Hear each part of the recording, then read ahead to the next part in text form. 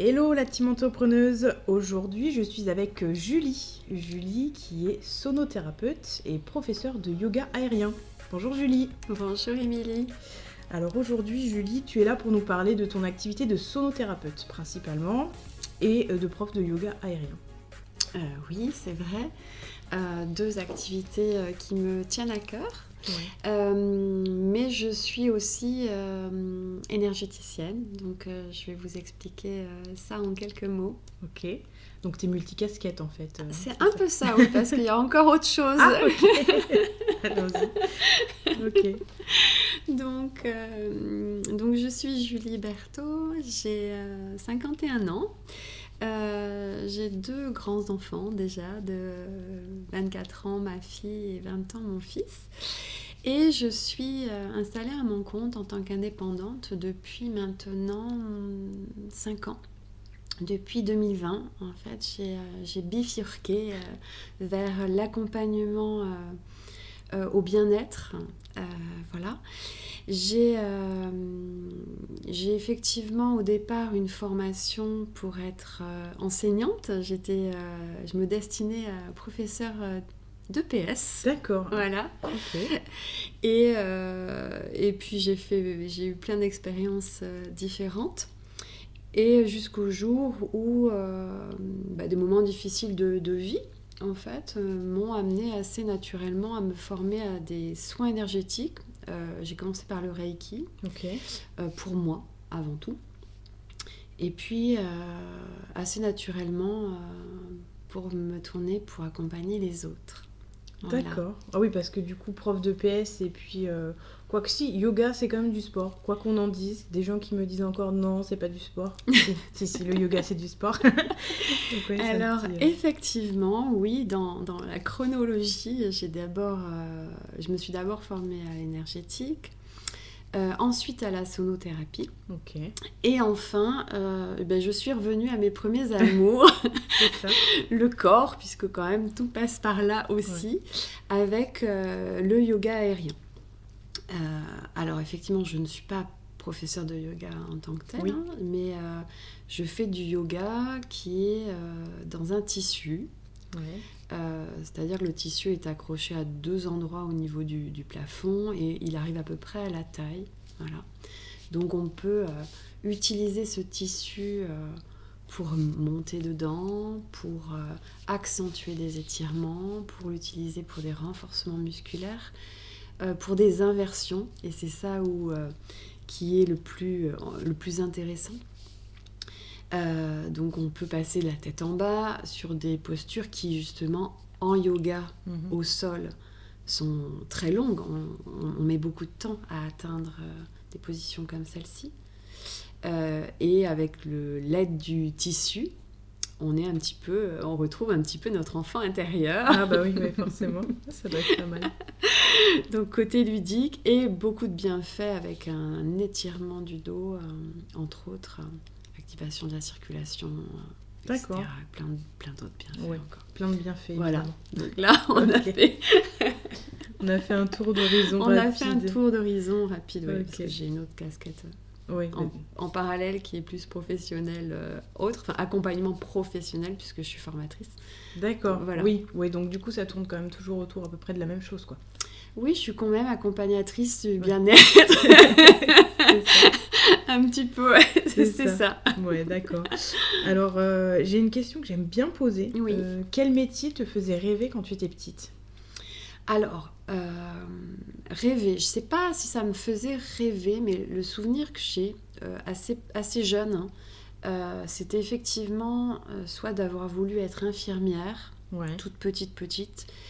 Je pense que ça m'est passé assez rapidement parce que le côté sang, piqûre, etc., je crois que c'était pas trop mon truc. Mais en tout cas, l'aide aux autres était présente. Et ensuite, ça a été plutôt... ce qu'on appelle maintenant professeur des écoles, mais bon, maîtresse, quoi. S'occuper des enfants, les aider à grandir, transmettre. Ça, c'est quelque chose qui me plaisait.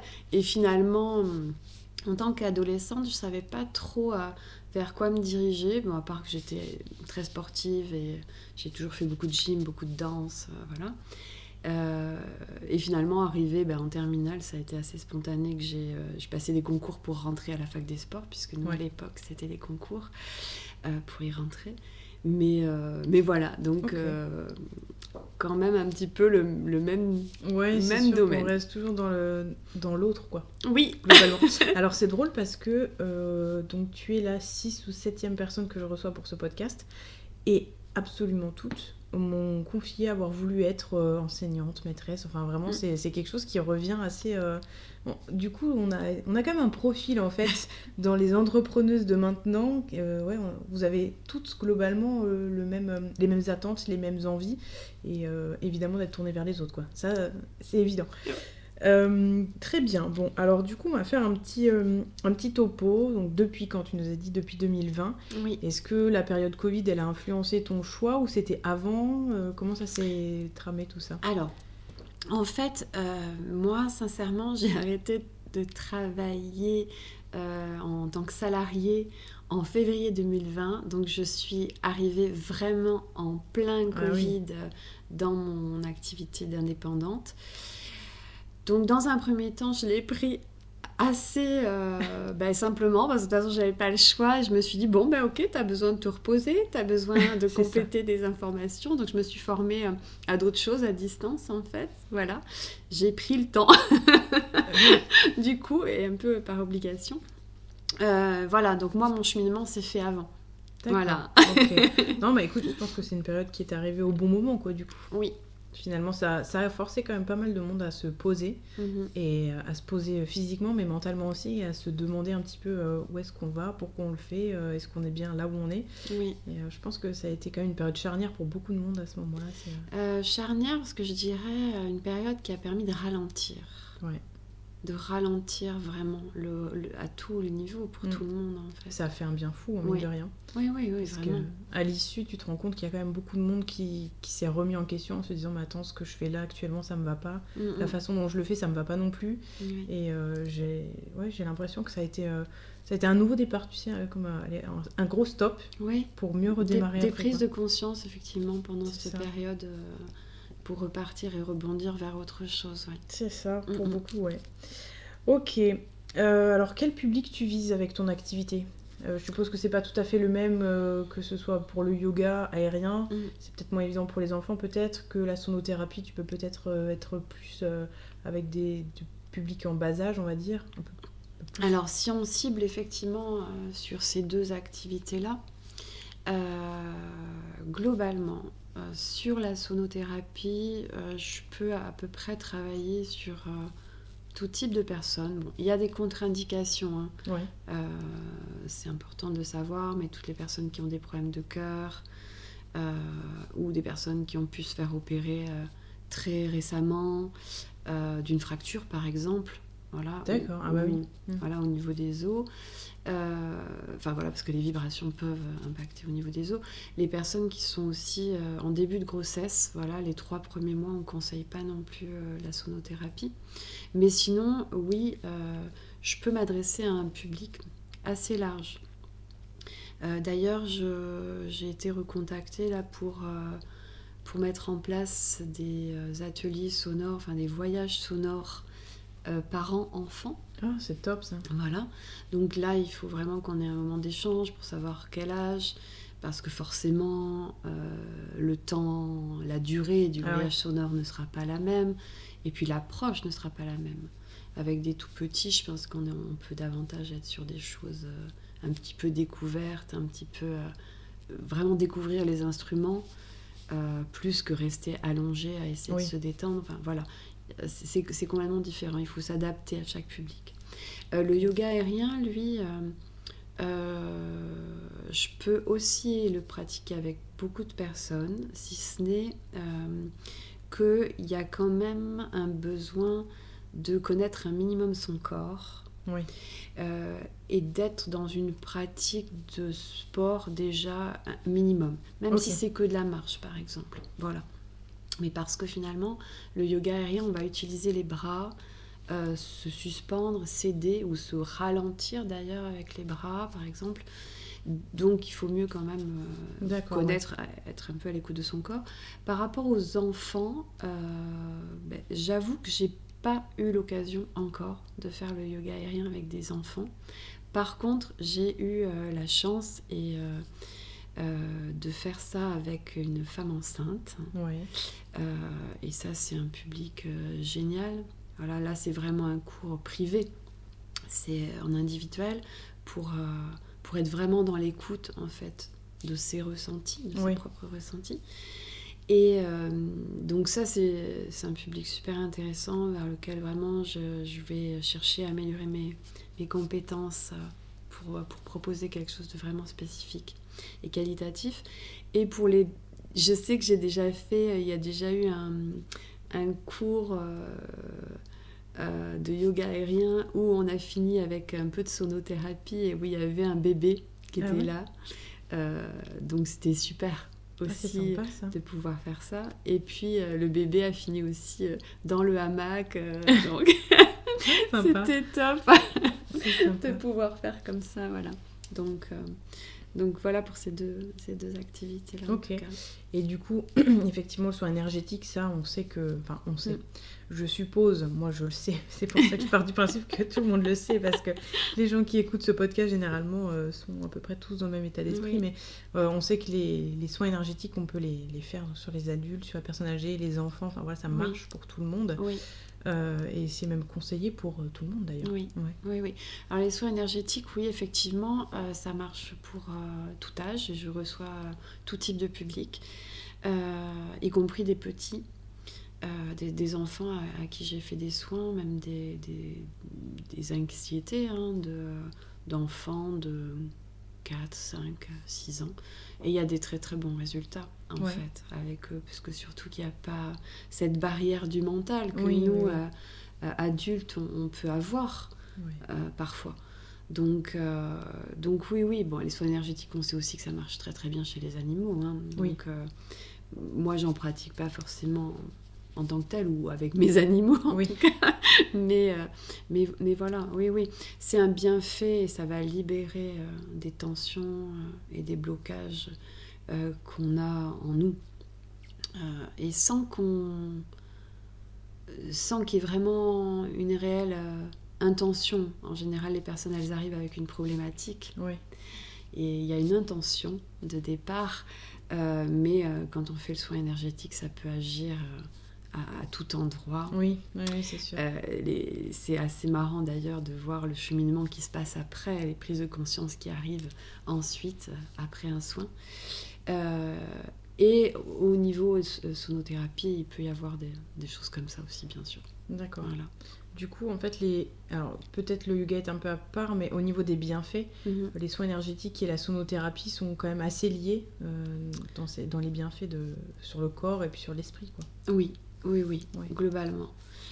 Puisque là, ce sont vraiment des pratiques holistiques où on va travailler sur tous les aspects de l'être, autant physique, psycho-émotionnel, mental, spirituel. Voilà. Donc vraiment, là, si je dois accentuer sur la sonothérapie par rapport à ça, on va davantage... Alors, tu veux que je détaille là un petit peu carrément, oui, parce que je pense que c'est quelque chose qui est encore pas trop connu, j'ai l'impression, ou alors ça se démocratise plus lentement que le reste. Voilà. Quand on parle de soins énergétiques ou de thérapie holistique, on pense surtout, je sais pas moi, le Reiki, ce genre de choses-là, tu vois.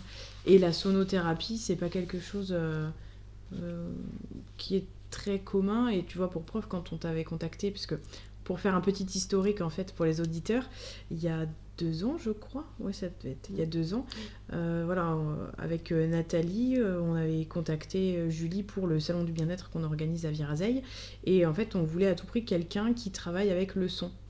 Et on a eu un mal fou à trouver quelqu'un parce que déjà, il n'y en avait pas beaucoup. Enfin, en tout cas, il y a 2 ans, il n'y avait pas grand monde. Et puis bon, voilà, on voulait que ce soit une femme aussi. Donc, c'était dans les critères qu'on avait. Et du coup, voilà, c'est pas quelque chose qui est très répandu, donc c'est bien de le faire découvrir un petit peu plus, quoi. Ok. Alors, déjà, en fait, la sonothérapie, c'est avant tout le son qui va mettre en mouvement une énergie, en fait. Voilà. Donc, il y a deux manières de manière. Enfin, oui, moi, je le pratique, en fait, de deux manières différentes. Soit en soins individuels, où là, je vais travailler avec une personne, avec une problématique, et je peux faire un soin juste de détente ou un soin d'harmonisation des chakras. Oui. Et ensuite, je fais aussi ce qu'on appelle des voyages sonores ou des bains sonores. Là, on est davantage sur une pratique collective où les gens viennent s'allonger. Donc ça se pratique sur un tapis de yoga avec des plaids, des coussins. Voilà, on amène tout ce qu'il faut pour être vraiment dans un grand confort. Et moi, je vais guider les personnes dans une détente profonde, d'abord par ma voix, et ensuite par différents instruments intuitifs. J'aurai peut-être l'occasion de vous faire un petit peu écouter tout à l'heure. Oui, j'espère. Donc différents instruments, puis des bols tibétains, en fait avec des vibrations assez importantes, assez puissantes, je dirais. Voilà, donc ça c'est vraiment pour vous expliquer les pratiques. Et au niveau du bienfait, en fait, il faut imaginer que les vibrations du bol vont impacter toutes nos cellules. En fait, on est quand même fait à 70% d'eau, ou en grande partie d'eau. Donc, toutes les vibrations des bols tibétains vont impacter nos cellules et vont venir agir sur des endroits où l'énergie est bloquée. Okay. Voilà, et où il va y avoir des cristallisations, comme des kystes d'énergie. Donc ça peut provoquer des douleurs physiques, des tensions physiques, mais ça peut être des blocages psycho-émotionnels aussi. Et les vibrations vont venir, le son va venir travailler sur toutes les cellules de notre corps, comme ça. Donc effectivement, sur les bienfaits physiques, on peut être sur de la libération des tensions musculaires, sur de la diminution des douleurs, surtout des douleurs chroniques. Il peut y avoir un meilleur sommeil également, suite à ce relâchement, là, à toutes ces tensions qui se libèrent. On va être sur l'aspect psycho-émotionnel, libération des blocages, des émotions qui peuvent être bloquées dans notre corps, avec un état de conscience modifié. C'est-à-dire que vraiment se laisser baigner par les sons, c'est comme un état méditatif, en fait, qui se fait. Et quand on dit voyage sonore, c'est vraiment parce que les différents instruments vont nous emmener aussi dans des images, dans des pseudo-rêves, et qui nous ramènent des fois dans des sensations d'enfant, des souvenirs. Et ça a un bienfait en fait extraordinaire. Ça a des bienfaits énergétiques parce que le son en fait va permettre de recharger en énergie, voilà. En faisant plus de place, en libérant les tensions, ça fait plus de place, l'énergie circule davantage, on a une augmentation du niveau vibratoire. Et ensuite, moi je parlerai de bienfaits spirituels, qu'on peut retrouver aussi en soins énergétiques, puisqu'on a cette connexion avec son essence profonde qui se fait. On est plus en paix, en fait, plus en paix avec soi, plus en harmonie et assez naturellement, en fait. C'est vrai qu'il y a une espèce de... Moi, je sais que c'est quelque chose que je pratique depuis déjà 3-4 ans de façon régulière. Je me suis aperçue, en fait... parce que je faisais des insomnies, mais quelque chose de magistral. J'avais beaucoup de difficultés à dormir, et surtout au moment du coucher, tu sais, comme beaucoup de monde, à cogiter, mais vraiment beaucoup trop. Et ça m'empêchait de dormir, et un jour, je me suis dit, il faut que je trouve un truc. Et j'ai fait, je crois que j'ai tapé un truc sur Google, technique d'endormissement ou un truc comme ça. Et en fait, je suis tombée sur je sais plus quoi, un article, je crois, sur l'ASMR, tu vois. Je me suis dit, qu'est-ce que c'est que ce truc ? Je connaissais pas, j'ai dit, tiens, c'est bizarre. Et alors franchement, Je sais pas si c'est que moi ou s'il y a des personnes qui se reconnaîtront. Alors si c'est le cas, n'hésitez pas à nous le dire, hein, mais je trouve ça hyper addictif parce que vraiment ça procure un bienfait. Alors au départ, moi j'avais commencé avec certaines vidéos sur YouTube et un jour je suis tombée sur une nana qui utilisait fréquemment des carillons, des bols, des choses comme ça. Et vraiment, mais ça procure et c'est assez instantané en fait. C'est que, enfin pour moi personnellement en tout cas, quand j'entends ça, ça me détend et je me sens me relâcher d'un coup, tu vois. Et je prends conscience de toutes les tensions qu'il peut y avoir dans mon corps. Et chez moi, c'est souvent la mâchoire, tu vois. Ouais. J'ai tendance à serrer la mâchoire sans m'en rendre compte. Et ça me fait vraiment m'apaiser, mais d'un coup. Et je trouve ça assez fascinant. Et surtout, ça fonctionne très très bien. C'est surtout ça qu'il faut souligner, c'est que il y a encore pas mal de monde, tu sais, qui est un petit peu sceptique sur les pratiques de bien-être, les thérapies holistiques. Voilà, il y a toujours ce côté un peu vous êtes perché, c'est bizarre, c'est pas de la médecine. En fait, ça fonctionne bien et c'est pas, on n'a pas besoin d'avoir une action sur le corps directement, à prendre quelque chose, à avoir un contact avec qui que ce soit. C'est ça qui est bien aussi pour les gens qui n'aiment pas trop ça. Oui. Quoi. Et puis, c'est un certain laisser faire. Alors, pour reprendre le lâcher prise, mais en fait, c'est aussi laisser faire. C'est venir s'allonger là, dans un espace, donc un espace un peu cocon, un peu sécurisé, et se laisser être ouvert en fait à tous les sons qui vont arriver, qui vont venir nous enrober, nous entourer, mais des fois nous perturber aussi. Parce que ça c'est assez marrant en fait.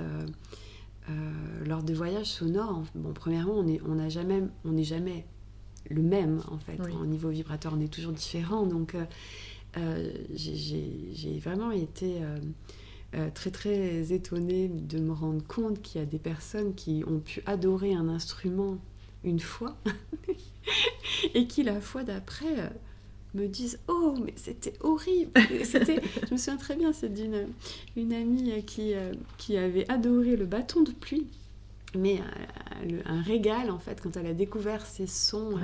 Et la fois d'après, mais je le voyais à son visage, parce qu'elle était allongée, et moi j'étais debout à ce moment-là, à me déplacer dans l'espace avec mon bâton de pluie, et elle était limite crispée au niveau des mâchoires. Donc c'était... Voilà, en fonction de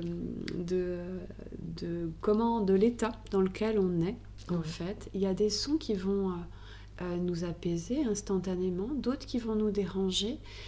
Mais c'est ça qui est intéressant aussi, c'est quand, même si ça dérange un peu, c'est que ça va chercher quelque chose qui est un peu bloqué là. Donc voilà. Et donc ça emmène dans des environnements, dans des lieux, dans des... Et puis c'est différent à chaque fois. Voilà, moi j'utilise pas les mêmes instruments, pas le même ordre. Enfin tout est un peu intuitif en fonction du groupe aussi, puisque je peux ressentir les besoins sur quel chakra par exemple j'ai davantage envie de travailler. Donc voilà, tous ces sons vous transportent et vous voyagez. Oui, ça c'est sûr. Alors c'est vrai que des fois on a le mental qui a du mal à lâcher. Et puis à un moment, il peut y avoir un son qui, hop, pam, oui, c'est ça. embarque. Ça arrive à couper le mental, vraiment. C'est...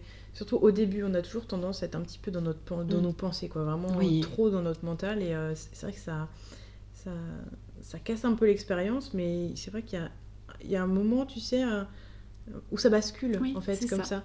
C'est ça. Et on le sent, en fait, parce qu'on est encore un peu dans nos trucs, et puis d'un coup... il n'y a plus rien, quoi. Et c'est assez paradoxal ce que je veux dire, mais c'est le silence, malgré tout, tu vois. Dans la tête, c'est le silence. C'est...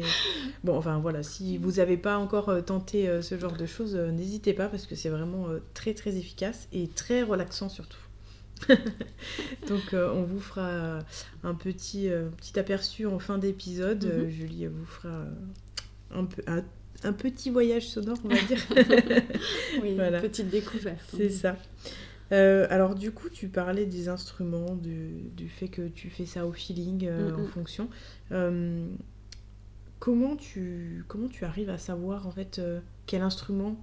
Est-ce qu'il y a quelque chose qui te fait dire que tiens telle chose pourrait être mieux à tel moment, ou vraiment c'est tu suis ton intuition, quoi. Oui. Oui, alors je peux avoir défini un thème ou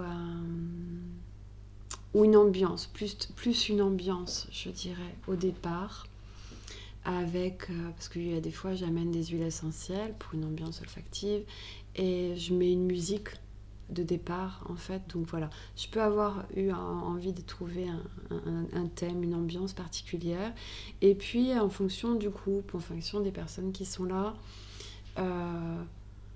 je peux sentir qu'il peut y avoir un besoin davantage, je sais pas, au niveau du chakra sacré, par exemple, qui se situe en dessous du nombril. Et puis, je parle de ça aussi parce que j'ai souvent des femmes, et c'est quand même une zone, je trouve, où les femmes ont souvent des besoins à ce niveau-là. Les émotions se mettent beaucoup, beaucoup ici. Et en fonction, je vais peut-être travailler avec des instruments qui vont davantage travailler sur cette zone-là. Voilà. Chaque vibration va plus ou moins impacter des zones de notre corps. D'accord. Par exemple, comme le tambour chamanique que j'utilise va davantage être dans l'ancrage, dans quelque chose d'un petit peu plus dense, un peu plus puissant. Des fois, d'ailleurs, ça... En général, le tambour chamanique, j'ai des gens qui adorent. Ouais, c'est très tranché, les avis. Et des gens qui vraiment sont dérangés par ça. Alors, ça dure jamais très longtemps. Quand je dis que ça peut déranger ou plaire, ça dure pas du tout 1 heure. Enfin, je veux dire, d'ailleurs, voyage sonore en tout, on est vraiment à 3/4 d'heure de son. C'est déjà pas mal, quand même. Ouais, 40 minutes entre l'accompagnement avec la voix plus les sons. Voilà. Mais du coup, voilà, c'est un petit peu... Oui, c'est vraiment à l'intuition, en fonction du groupe, que je peux ressentir des choses comme ça. Et alors, au niveau des instruments, qu'est-ce que tu utilises comme instrument? Et tu parlais du lien avec les chakras. Alors, est-ce qu'il y a des instruments qui sont plutôt reliés à certains chakras, ou c'est plutôt en fonction des problématiques et des besoins que tu les utilises? Alors, c'est plus par rapport à des chakras. Des sons plus graves vont davantage être sur le bas, les chakras du bas, chakra racine, chakra sacré. Les choses un peu plus aiguës, on va être davantage sur le 3e œil, sur le chakra coronal, un peu plus connecté aux énergies qui nous entourent. Enfin, plus on monte au niveau des chakras, plus on monte au niveau du son, quoi. Tout à fait. Donc effectivement, moi j'utilise... j'utilise des carillons, j'utilise des bâtons de pluie, j'utilise le kalimba, les bols tibétains bien sûr, puisque vraiment les soins énergétiques pour moi sont vraiment faits avec les bols tibétains. Il y a le tambour chamanique, il y a le tambour océan aussi, voilà, puis j'en oublie, il y en a plein. Moi, j'ai investi au fur et à mesure. J'y vais. Oui, c'est sûr. Donc, qu'est-ce que j'ai Ah oui, on peut travailler avec des choses comme les bols en cristal. Ça, c'est un des bols que j'aimerais avoir bientôt.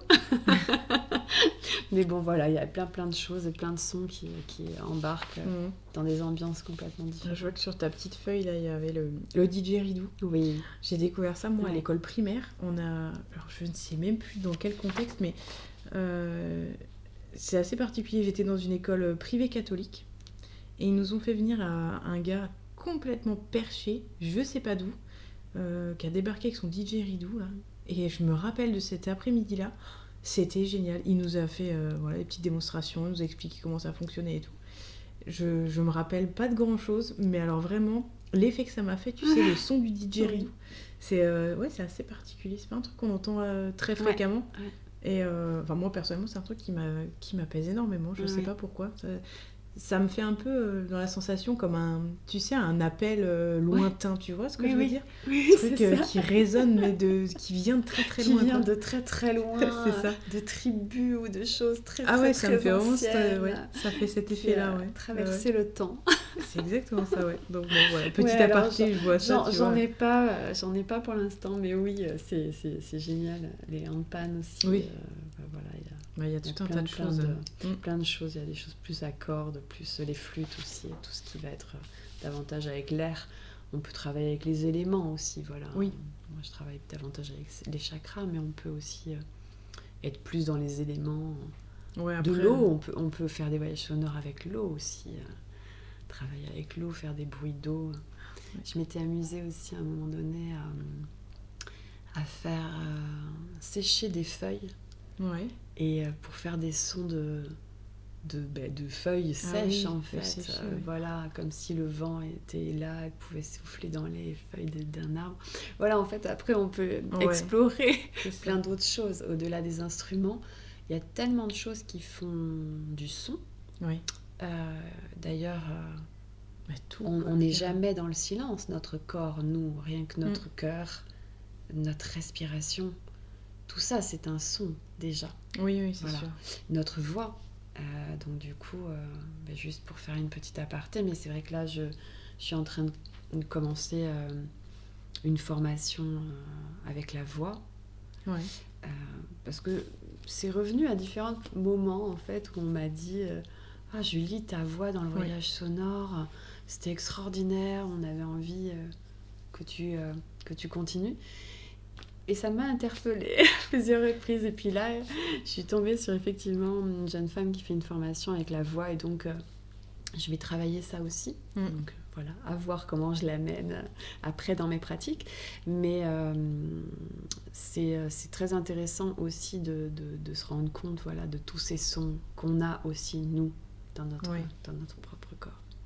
Voilà. Ouais. Non, mais c'est vrai que quand tu parles de la voix, parce que tu as une voix très, très posée, en fait, très apaisante. Et c'est vrai que ça le fait pas avec tous, mais quand tu parles comme ça, c'est hyper relaxant, vraiment. Si j'étais pas là pour te poser des questions, je pense que je ferais une petite sieste. Non, vraiment. Ça, c'est pas mal, hein. Ouais, ça fait un effet. Non, c'est très, très... Après, je te dis, moi, je suis très sensible au son, et c'est vrai qu'il y a des types de voix, moi, qui m'agacent au plus haut point. Alors, ça n'a rien à voir avec les gens, mais il y a des gens qui envoient des voix agaçantes. Et j'arrive pas du tout, juste les entendre parler, ça me tend, tu vois. Et au contraire, il y a des gens qui ont des voix très très calmes. Et tu vois, tu fais partie de ce groupe-là où, tu vois, on pourrait entrer en méditation sans le vouloir. Tu vois, génial. Super, bon. Je pense que c'est tu bien. viendras faire mes premières expériences avec ma voix. Ouais, avec plaisir, hein, franchement, ça c'est avec plaisir. Alors, du coup, est-ce que tu associes tes pratiques assez régulièrement ou est-ce que tu cloisonnes un petit peu? Comment tu organises ton activité? Oui, c'est bien que tu en parles parce que j'allais oublier. Pas de souci. Alors, j'ai fait au cours de l'année, enfin plutôt l'année dernière, parce que je louais une salle qui me le permettait. J'associais beaucoup le yoga aérien avec la sonothérapie. Alors, j'enchaînais les séances plutôt, si bien qu'en fait la sonothérapie pouvait se faire soit allongée par terre, enfin au sol avec un tapis, soit suspendue en fait allongée dans le hamac. Oh, c'est génial. Et en fait c'était génial parce que il y a des gens qui préféraient vraiment être suspendus en fait dans un petit cocon, parce que quand on est allongé dans le hamac, on a vraiment l'impression qu'on est dans un petit cocon et on a ce petit mouvement, parce que le tissu il est toujours un tout petit peu en mouvement, voilà. Ouais. Et puis d'autres personnes qui préfèrent vraiment être au sol, allongées, avec des coussins, confort, etc. Mais cette association était très très sympa. Là, dans la nouvelle salle que j'utilise actuellement, je peux pas forcément le faire. C'est pas un lieu suffisamment cocon, je trouve, pour faire ça. Donc d'ailleurs, si jamais vous... je passe un appel. Mais vas-y, t'as bien raison, profites-en. Je suis toujours en recherche potentielle d'une salle avec des poutres. Ah oui. Puisque mes hamacs, les tissus, il faut les accrocher à des poutres. Voilà, s'il y a des espaces que vous connaissez en location, je suis preneuse en tout cas pour aller les Et visiter. au niveau du secteur, du coup, dans le Marmandais ou... Alors plutôt secteur Marmandais, mais effectivement ça peut être plus loin si jamais j'ai un public qui est intéressé. Et puis ça peut être plus loin aussi, voilà. On vient sur le deuxième aspect que je voulais aborder, c'est qu'en fait j'ai proposé déjà des cercles de ressourcement. Que là j'ai pu faire sur des demi-journées, mais c'est des formules que je pourrais aussi faire sur des journées complètes, où effectivement je mixe un peu toutes mes pratiques. Des pratiques de méditation, respiration, des pratiques de yoga, des pratiques de sonothérapie, un voyage sonore, mais aussi des pratiques de danse intuitive. Voilà.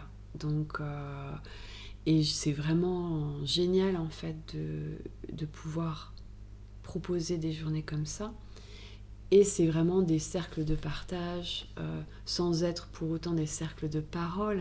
Mais en tout cas, là, ça a été, quand je l'ai fait, c'était que des femmes qui étaient là et c'était génial de pouvoir échanger les ressentis de chacune. Voilà, c'est vraiment riche en fait, cette sororité-là qui se fait. J'adore ça. Voilà. Ouais, dans ces journées-là, généralement, ça fait du bien. Ça fait énormément de bien. Ça fait du bien. Et là aussi, du coup, effectivement, je suis en recherche d'un lieu. Donc là, effectivement, il peut être plus loin. Mais donc, avec toujours une recherche d'un lieu un peu cocon, un peu sympa, et avec des poutres aussi pour fixer les hamacs. Ok, bon bah écoute, on note. Si jamais on entend parler de quelque chose, on te contacte, pas de souci. Avec plaisir aussi. Ok. Bon, est-ce que tu avais envie ou besoin de rajouter quelque chose, de compléter un peu tout ça ou... Oui, c'est quelque chose qu'on a pu aborder ensemble tout à l'heure. Alors ça fait longtemps que j'ai ça en tête aussi dans mes soins énergétiques, puisque j'accompagne ce type de public, mais j'ai envie de me tourner. Alors il y a deux choses différentes. La première, c'est vers une pratique spécifique pour les femmes enceintes. Voilà. Donc en soins énergétiques, j'ai déjà souvent accompagné accompagner des femmes pour les aider à tomber enceintes, en fait. D'accord, ok. Donc du coup, plus à nettoyer, libérer tout ce qui peut bloquer. Voilà. Je dis pas que je suis une magicienne, hein. Je dis pas que... Tu vas te retrouver avec toutes les personnes qui ont des difficultés à avoir des enfants. Voilà, mais en tout cas, ça peut aider, bien évidemment. Donc, en fait, j'ai dans ma pratique en yoga aérien, mais j'ai envie de faire un soin, un accompagnement spécifique pour les femmes enceintes. Voilà. Donc ça, que ça soit prénatal ou postnatal, donc c'est super bien. Mais là, c'est individuel la plupart du temps, ou à deux maximum, des personnes qui se connaissent, mais parce qu'on est vraiment très très à l'écoute de tout ce qui se passe dans le corps. Donc c'est important d'être vraiment très très présente. Et sur la sonothérapie aussi, même si c'est donc une activité qui est pas conseillée au premier mois de grossesse, mais après il se passe des choses vraiment chouettes. J'ai même eu l'occasion de faire un soin où je me souviens, la jeune femme, elle m'a dit, c'était lors d'un voyage sonore en collectif, elle m'a dit alors moi j'ai eu des ressentis et mon bébé en a eu d'autres parce qu'on n'avait pas du tout les mêmes réactions au même moment. C'est marrant. Donc c'était marrant vraiment d'avoir ces deux êtres donc déjà dans la sonothérapie. Donc voilà, j'aimerais m'orienter quand même pour le bien-être de la femme enceinte. Ça c'est une chose. Et puis j'approfondis aussi mes notions, on va dire scientifiques. Plus en sonothérapie pour éventuellement partir vers de l'accompagnement en hôpital, en maison de retraite, en EHPAD, etc. Il y a beaucoup de choses, beaucoup d'études qui permettent un bienfait pour les personnes qui ont des douleurs chroniques. Je lisais j'ai lu une thèse là qui parlait des bienfaits par rapport à fibromyalgie et les bienfaits de la sonothérapie qui atténue les douleurs. Voilà. Il y a des études qui ont été faites aussi en oncologie avec vraiment un apaisement de tout ce qui est anxiété, effets secondaires, etc. Voilà. D'accord. Donc ça, c'est super intéressant. Et je sais qu'il y a des choses qui se font aussi en maternité. Voilà, donc là, je ne suis pas formée encore là-dessus, mais j'aime m'orienter vers ça. Ouais, voilà. Ça peut être hyper intéressant. Ouais. Bon, que ce soit pour n'importe quel type de public, mais c'est vrai que pour les pathologies où il y a une anxiété qui est assez accrue, ou même dans le cas d'une grossesse, même si la grossesse se passe bien, même si la maman va bien, même si l'enfant va bien, c'est quand même toujours des périodes charnières qui sont très compliquées, où là vraiment on a besoin de se détendre, et c'est vraiment un moment dans la vie où il faut apprendre à prendre du temps pour soi, quoi. Donc c'est vrai que ça, pour tout ce qui est grossesse, et même après, en postpartum, je me dis que ça peut être hyper utile aussi. Oui. C'est une période quand même compliquée, le postpartum, et c'est vrai que je pense que toutes les techniques sont les bienvenues, mais ça, c'est vrai que ça peut avoir un impact assez important quand même. Oui, et puis un soin sonore, vibratoire avec maman et bébé. Super, quoi. Ah bah pour tisser du lien, il n'y a rien de mieux. Hein. Là, je pense que c'est pas mal, c'est pas mal. Et du coup, ça me vient en tête là, une question qui n'était pas du tout, entre guillemets, prévue. Tu fais des petites séances comme ça pour des couples ou ça t'est déjà arrivé? T'as déjà eu des demandes comme ça ou... Non, j'ai pas eu de demande. Je me dis des fois, ça peut être pas mal, tu vois, par exemple, dans une relation, dans le cadre d'une thérapie de couple ou de ce genre de choses-là, tu vois. Oui. Je sais pas pourquoi je pense à ça d'un coup. S'ouvrir à la connexion, au feeling, au ressenti profond aussi. Ça permet peut-être, pour des gens qui auraient un peu de mal à communiquer, voilà, tu sais, pour qui la communication est plus compliquée, je me dis que ça peut être hyper intéressant, ce genre de choses aussi. Ça me fait penser à une émission que j'avais regardée, je crois que c'était l'année dernière. Je sais plus comment ça s'appelle, et je sais même plus où je l'ai vu. Alors là, tu vois, c'est bon, mon cerveau est parti loin. Mais il faisait pas mal de tests comme ça sur des couples. Il testait tout un tas de pratiques de bien-être, en fait, pour voir ce qui fonctionnait le mieux pour certains, enfin voilà, dans quel contexte, en fonction des problématiques des couples. Mais c'était aux États-Unis, je crois. En France, c'est pas trop le... C'est pas encore Écoute, c'est une bonne idée. Il faudrait que... Tu vois, je sais pas pourquoi j'ai pensé à ça d'un coup, mais voilà. Dans mon espace de travail, j'ai la place pour accueillir des couples, effectivement, et ça pourrait être sympa de tester. Voilà. Ouais, parce que je me dis, tu vois, on parle de tisser du lien et de connexion, mais... Bon voilà, forcément mère-enfant, mais après c'est bien avec un conjoint ou une conjointe. Bien sûr. Quand t'es un peu englué dans une routine, enfin voilà, dans un mariage qui dure depuis et tout, peut-être que ça peut être... Oui, c'est vrai qu'on dit souvent prendre du temps à deux, parce que la vie le couple est important, mais ça peut être effectivement un temps bien-être de ce genre. C'est ça. Ouais. Ouais, bon voilà, je sais pas, je pensais à ça, écoute. Voilà. Bon, idée à retenir. Alors du coup, on va passer à notre petit quiz intuitif. Ouais. Alors, je te pose une question avec 2 réponses, tu me réponds du tac au tac. Si t'as envie de te justifier, tu justifies. Si t'as pas envie, tu réponds pas. Voilà. Ok. Alors, du coup, j'ai ma réponse maintenant. Tu me l'as dit pendant l'entretien, mais c'est pas grave. Pourtant, j'avais caché les questions quand je t'ai envoyé la trame de l'épisode. J'ai vu, elle m'envoie des questions, elle est barbe. C'est ça. Alors, bol tibétain ou bol en cristal? Bol en cristal, parce qu'une envie, un appel, en fait. C'est ça. Un appel de... J'ai déjà découvert, vécu, mais... le pratiquer pour les autres, j'ai bien envie. Bon. Soin énergétique ou yoga aérien? C'est... c'est dur, hein. Mais oui. Soin énergétique. Ouais, c'est marrant, mais je m'en doutais un peu, je sais pas pourquoi. Balade en forêt ou au bord de l'océan? Forêt. Ah ouais. Ça, c'est juste un pur bonheur, en fait, d'être en nature.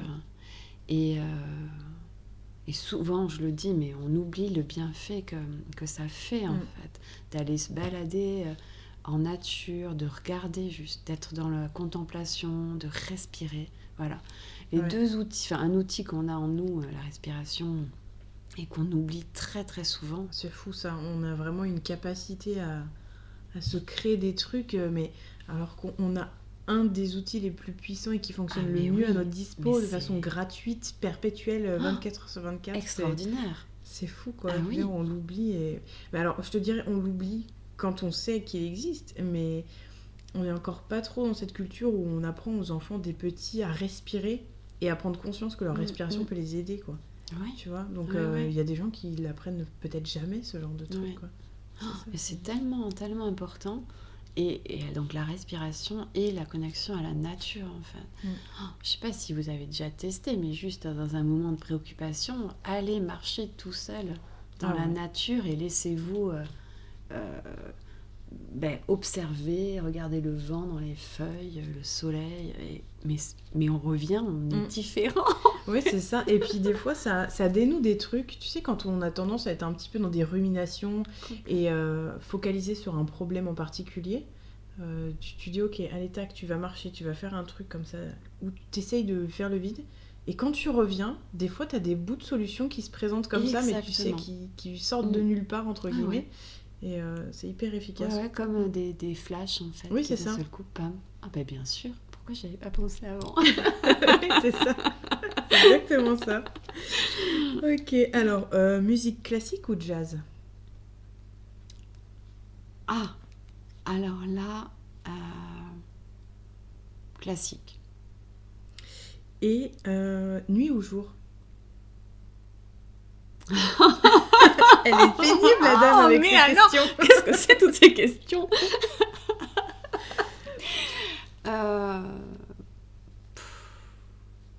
Nuit.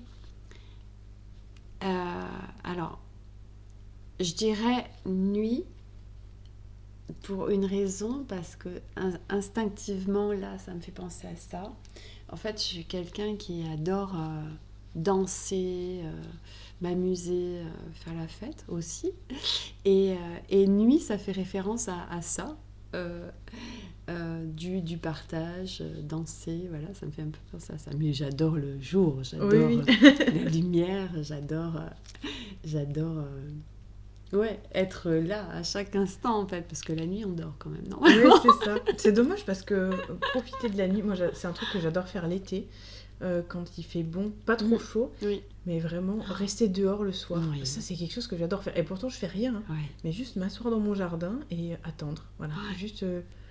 J'adore ça, vraiment c'est un truc, la nuit Moi, il m'arrive aussi justement d'aller marcher, en fait, assez tard, et du coup, où on est dans ces moments-là, où la luminosité, elle diminue, et où on voit les bois, les arbres complètement différents. Alors, des fois, je me dis, mais t'es pas bien là, quand même, d'être en plein milieu des arbres.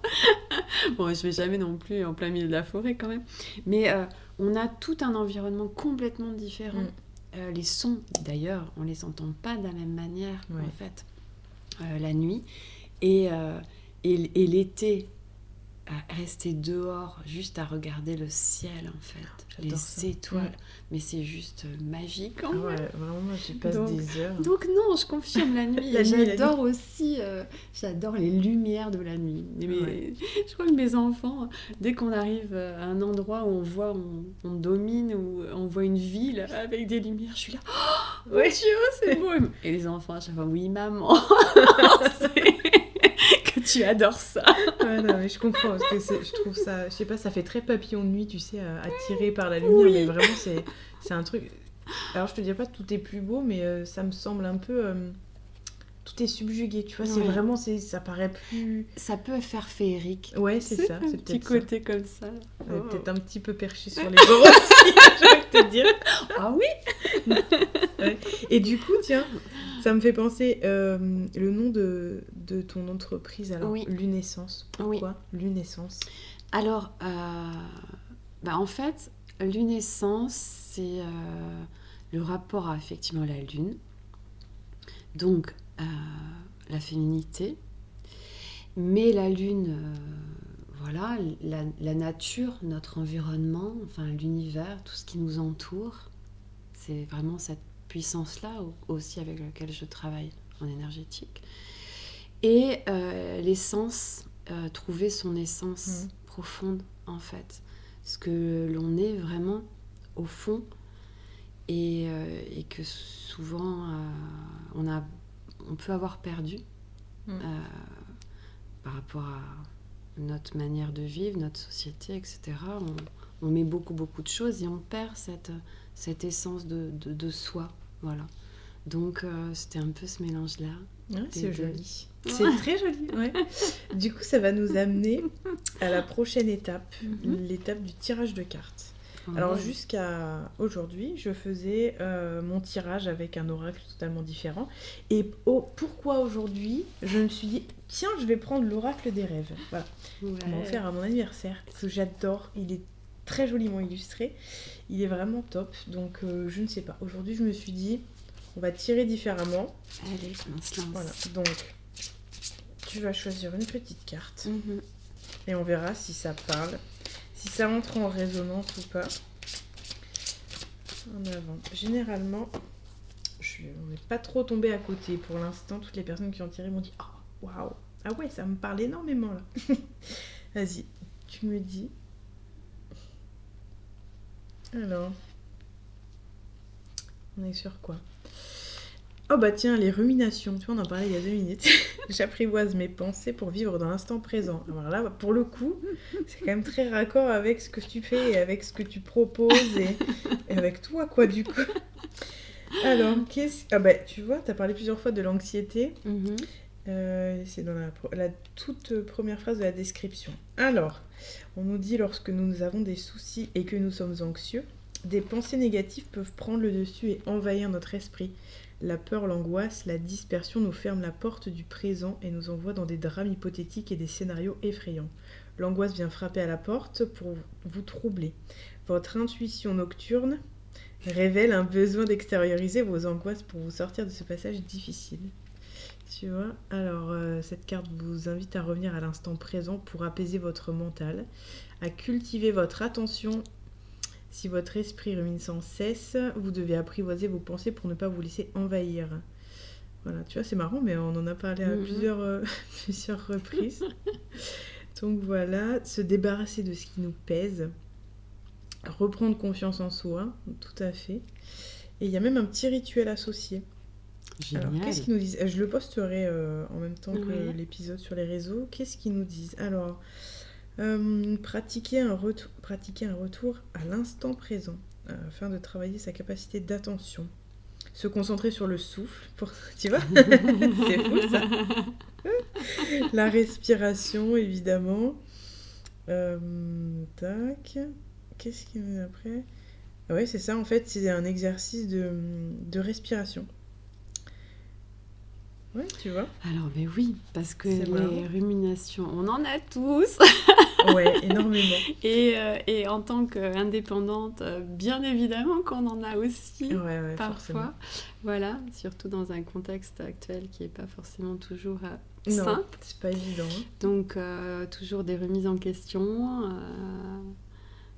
Ouais, des ruminations, ça peut, super. Tu vois, voilà. Bon, du coup, un petit exercice de respiration quand tu rentres. Non, mais en tout cas, ce moment partagé avec toi m'a fait énormément de bien. Bah écoute, tant mieux. Ouais, tant mieux. Ça me fait plaisir parce que j'ai toujours plaisir à recevoir. De toute façon, les personnes que je reçois, c'est des personnes que j'ai envie de recevoir. C'est vraiment, je le répète à chaque fois, mais si on me contacte, si j'ai pas envie, si je le sens pas, vraiment, je le fais au feeling à chaque fois. S'il y a un truc qui me fait dire que non, je le fais pas, ou s'il y a une appréhension ou un petit truc, tu vois, je m'écoute et je me dis non.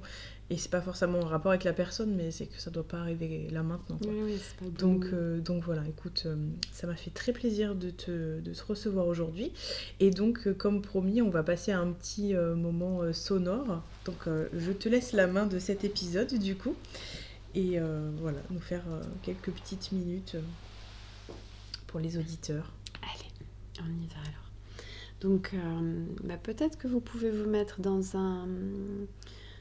une position confortable et puis pourquoi pas fermer ses yeux un instant, ça va pas durer très longtemps et j'ai pas pris beaucoup d'instruments, mais je vous emmène un petit peu en voyage.